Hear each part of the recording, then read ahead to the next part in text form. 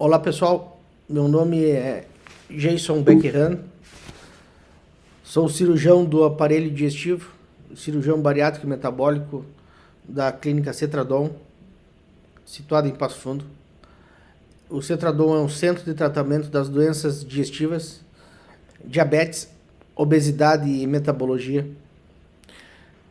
Bom, primeiramente eu gostaria de agradecer a todas as pessoas envolvidas na clínica Cetradon, agradecer aos meus pais, agradecer aos meus professores que eu tive durante toda a minha vida, agradecer a minha esposa, minhas filhas e principalmente a Deus por hoje nós estar podendo dar início a uma série de conversas que eu quero ter com vocês, os nossos pacientes do Cetradon e a todas as pessoas que puderem assistir esse vídeo e aos outros vídeos que nós vamos colocar no nosso canal do YouTube.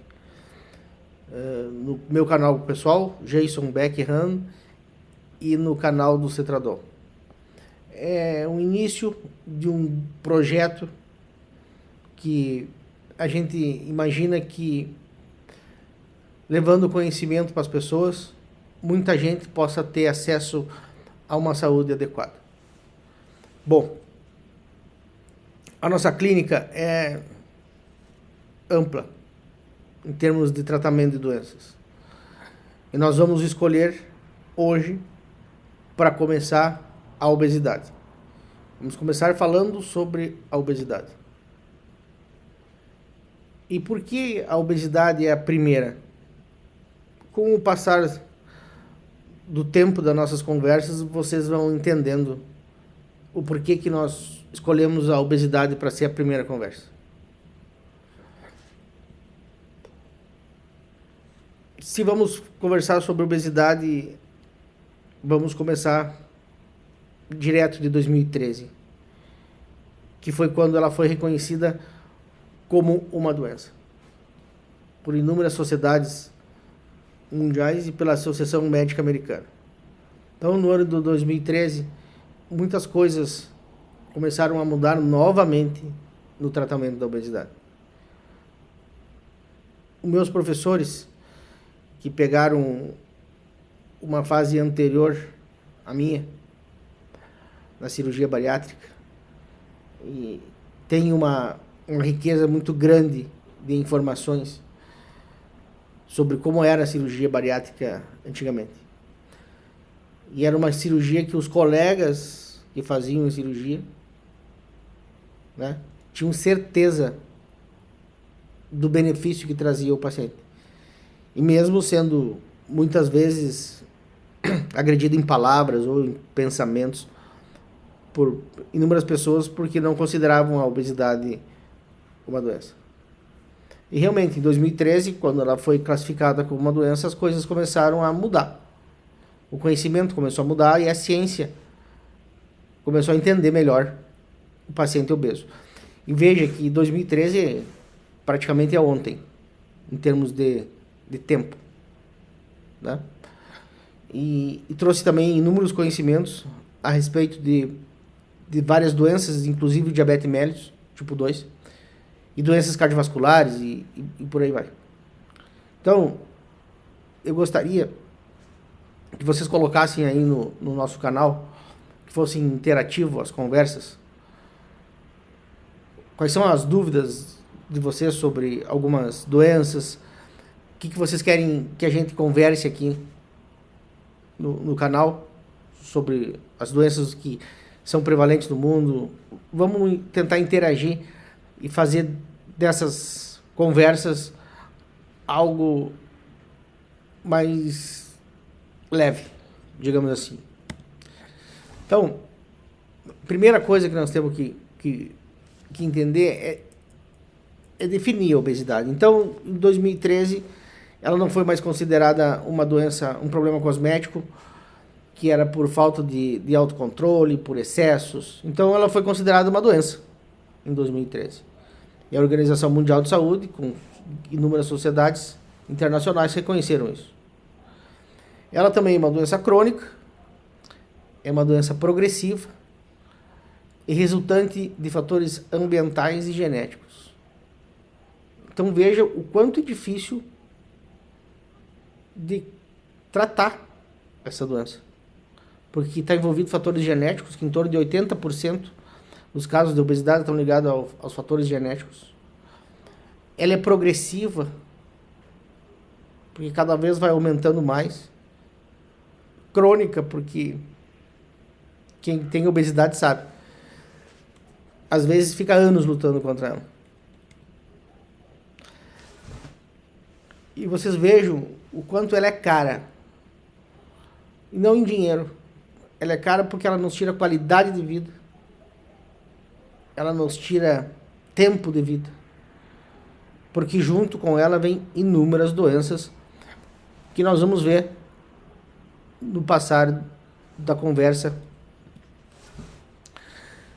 Então, a comunidade médica mundial, científica, tem que estabelecer alguns parâmetros para poder pesquisar, para poder nos ensinar, para a ciência poder evoluir.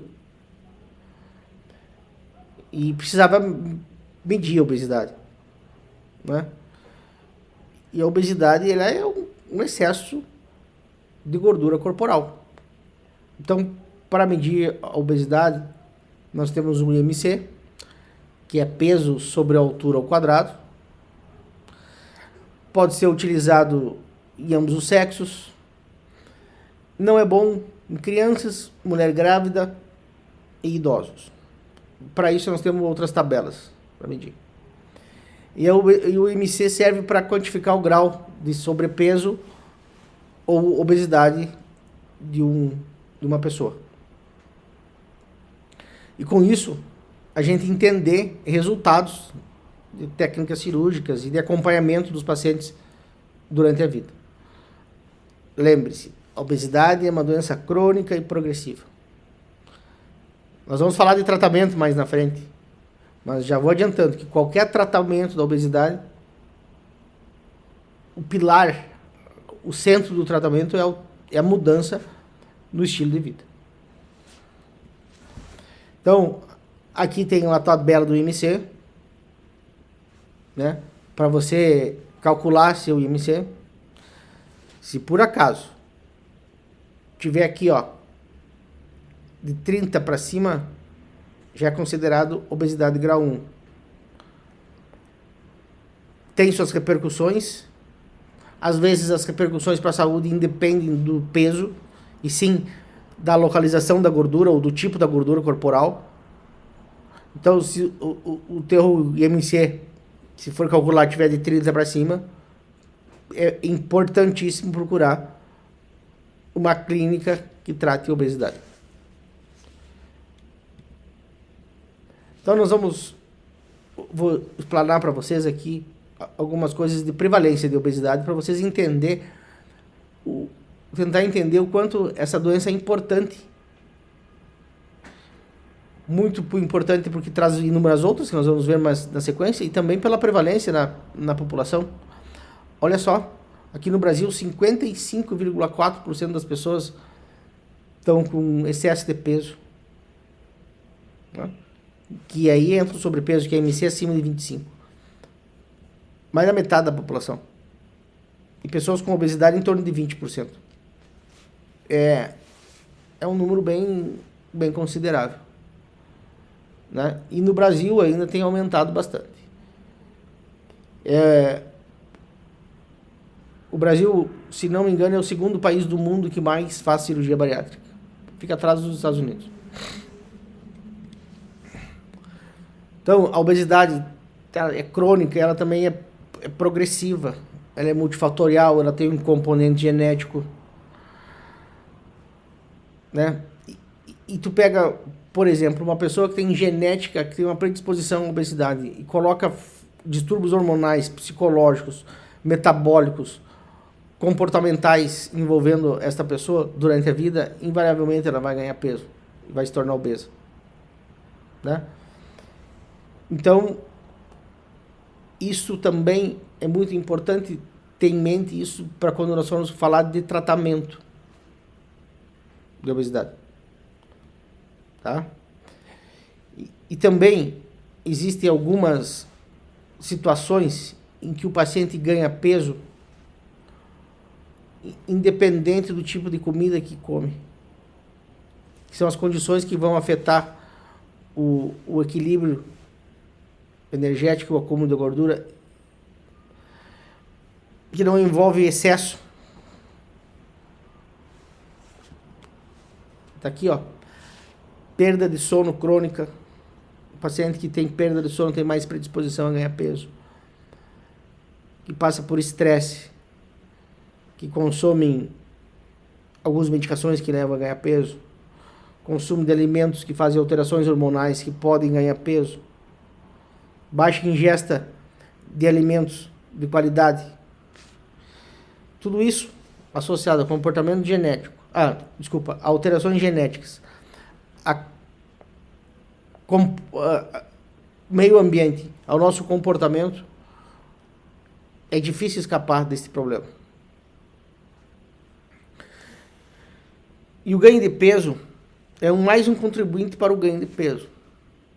Então vocês vejam, pega uma pessoa que ganhou peso, ela ganhando peso, ela vai se mexer menos, ela vai ter um gasto energético basal menor, vai acumular mais peso. E aí fica a progressão. O ganho de peso também gera um conjunto de alterações hormonais e metabólicas no corpo que por si só já fazem o corpo acumular mais gordura.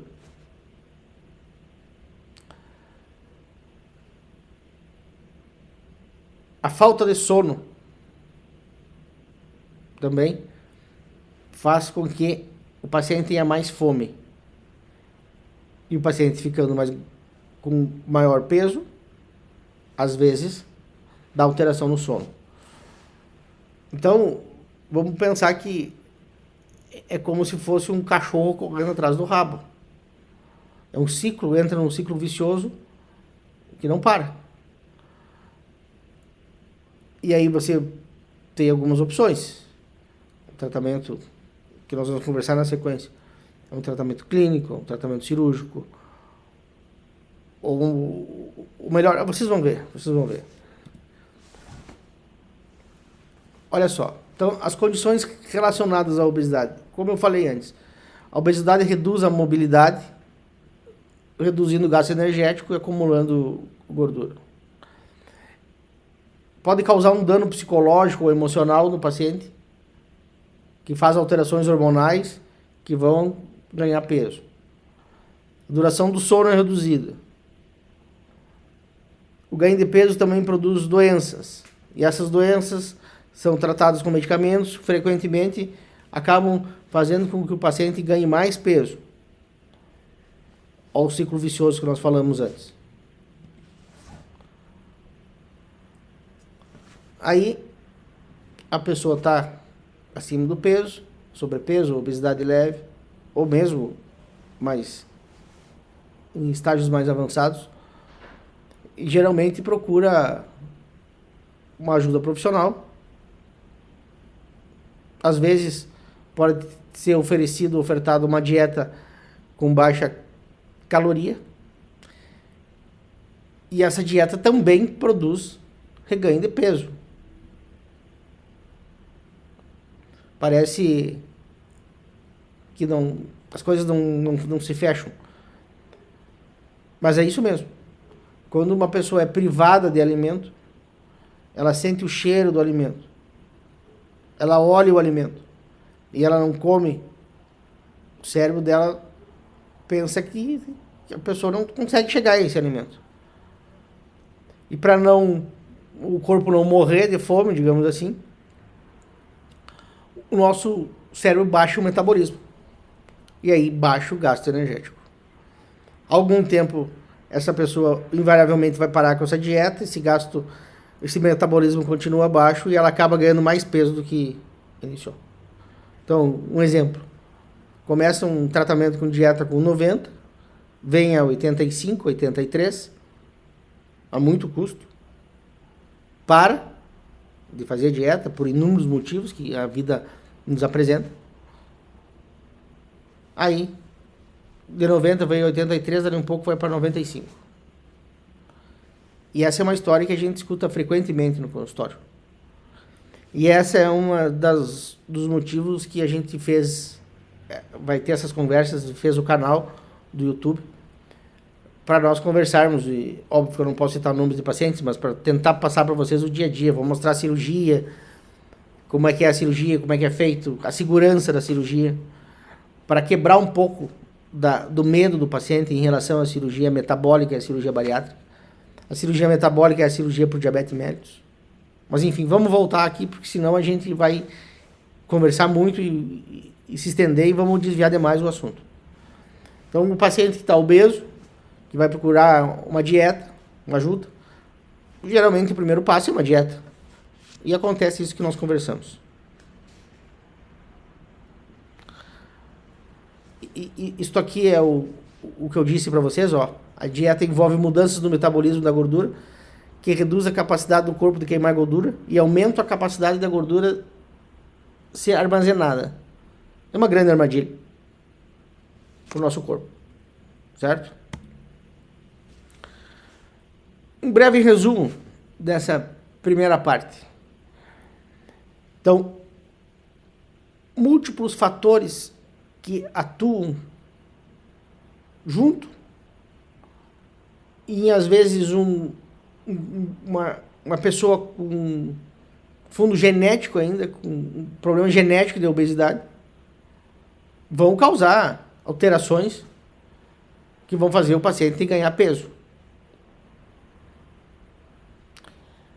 Quanto mais peso ganha, mais peso ganha.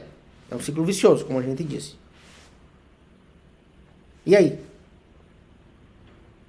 Quantas pessoas, eles não são pacientes ainda porque muitos não entendem que tem uma doença.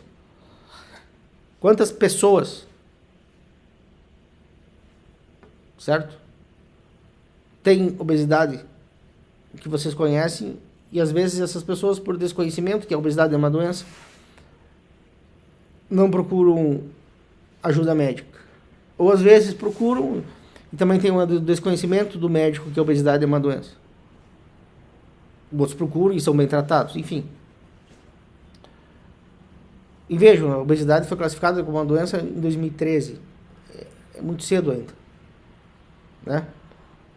As coisas para quem estuda uma obesidade ficam claras. Mas eu me formei em 2001, né? Eu não lembro de ter tido na faculdade alguém me dizendo que obesidade era uma doença. Não tinha, porque não se conhecia. Bom, vamos falar um pouquinho, dar só uma pincelada nas causas da obesidade. O sedentarismo é óbvio, você sabe que é por isso que eu digo, que eu disse antes e vou continuar dizendo em todas as vezes que nós conversarmos. Eu digo para os nossos pacientes lá na clínica.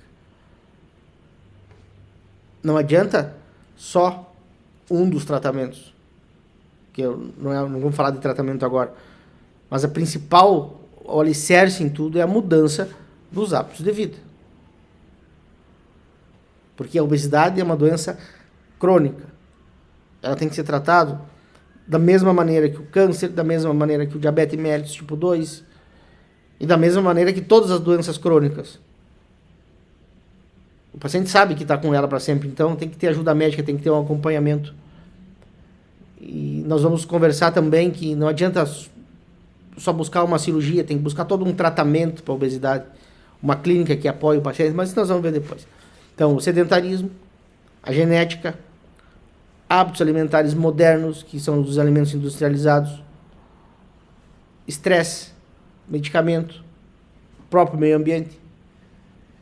Você imagina o quanto a civilização moderna nos deixou o ser humano mais acomodado. É controle remoto, é o vidro do carro que abre apertando, ou não precisa nem mexer mais, só falar agora. Os carros não estão voando ainda, mas já tem uma tecnologia bem avançada.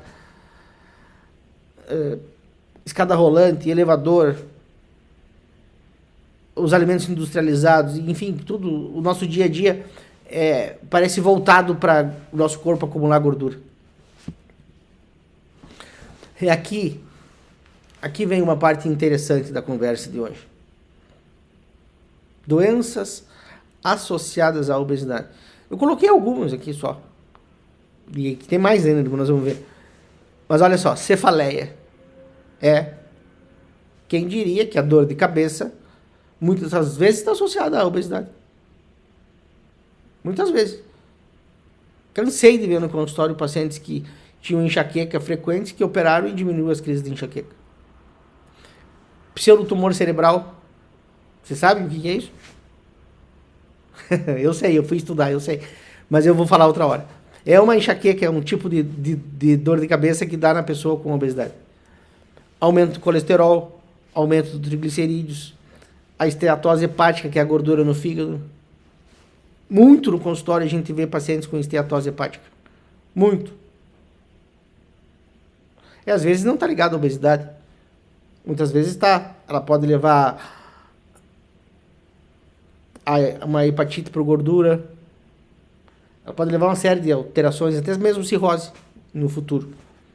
Então, a gente tem que ir conversando cada vez sobre uma doença dessas. Síndrome metabólica, uma coisa muito importante que o paciente possa ter e às vezes não sabe. Síndrome dos ovários policísticos, doença venosa, que são as varizes. Só até aqui deu 3, 4, 5, 6, 7, 8. Vamos lá. Gota, depressão, uma pausa aqui. É um problemão a tal da depressão. A pessoa, além de perde os dois, perde qualidade de vida e perde vida. O tempo passa e a pessoa ficou trancada dentro de um quarto ou dentro de uma casa sem vida social. Quando acorda, é tarde demais. Ou quer dizer, nunca é tarde demais. Mas perdeu um bom tempo. A apneia do sono, que é aquela pessoa que tu acha que vai morrer quando tá dormindo, que para de respirar. Asma, doença cardiovascular, tanto infarto quanto fibrilação atrial. Isso é um tópico importante para nós conversarmos depois. A hipertensão, doença do refluxo gastroesofágico, que é outra doença importante, frequente. Incontinência urinária, dor articular. Então tinha sido 8 doenças antes, mais 3, 11, 14, até aqui 17.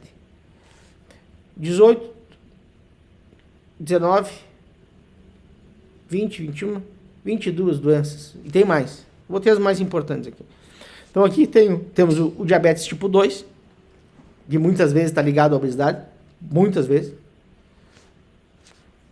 Acho que os estudos, creio eu, que devem estar em torno de 80% dos pacientes obesos vão ter obesidade.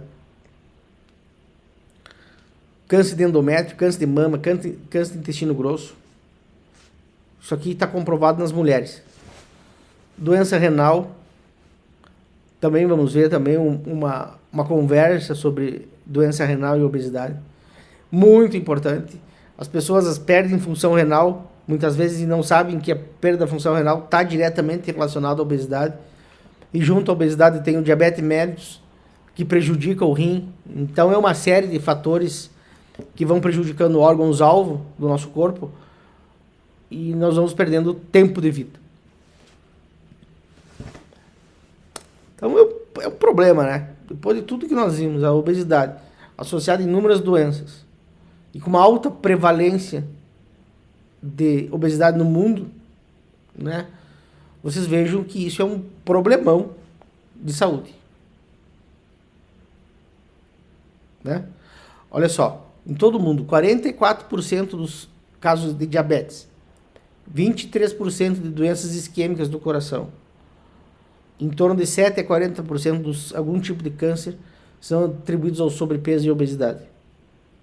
Tá? Então eu me enganei antes, então é em torno de 80%, é 44%, como diz aqui. Mas enfim, é uma alta prevalência. E continuando com esse problema,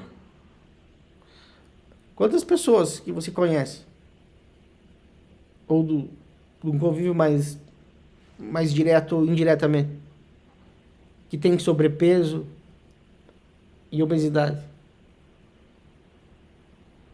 e que até hoje não conseguiu resolver? Eu vejo alguma pessoa que tá gordinha há 10 anos. Talvez já tentou emagrecer, talvez não, né? Mas se nós olharmos, prestarmos atenção ao nosso redor, pelo menos a minha geração, quando eu era criança, antigamente tinha bem menos crianças doentes, com obesidade, crianças que obviamente vão estar doentes, tinham bem menos no passado. Então, a obesidade é um problemão. E a solução, né? É por isso que nós vamos ter inúmeras conversas. Porque não tem como dizer para ti, agora a solução é essa ou aquela. A ciência, a comunidade médica do mundo está estudando isso cada vez mais. Já tem temas e pontos bem claros na atualidade, tem outros meio controversos ainda, mas nós vamos conversar ao longo do tempo de todos. Então, na próxima explanação, nós vamos abordar esta questão toda. Conto com vocês. Espero que tenham gostado dessa primeira conversa. Se gostaram, passe para os amigos, para os familiares, que quanto mais gente assistir, melhor para nós, para todo mundo. Então, meu muito obrigado. Fiquem com Deus. Que Deus sempre nos proteja. Até mais.